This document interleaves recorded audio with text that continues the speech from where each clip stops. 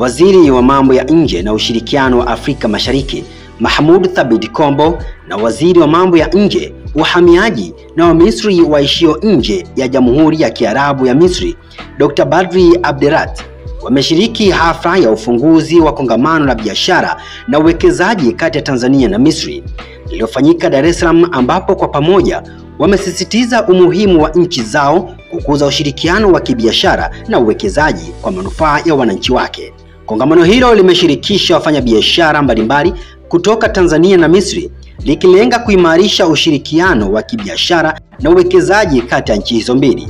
Akizungumza katika ufunguzi wa kongamano hilo, Balozi Kombo amewakaribisha wafanyabiashara wa Misri kuwekeza na kufanya biashara nchini, kwani Tanzania ni nchi yenye mazingira mazuri ya uwekezaji na vivutio vya kutosha katika sekta mbalimbali.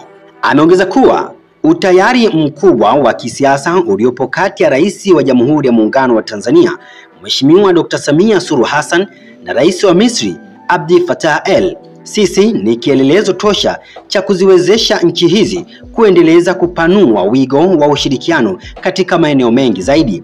Ili kuendelea kupata habari zetu, endelea kutufuatilia kupitia mitandao yetu mbalimbali ya kijamii StanTV_TZ.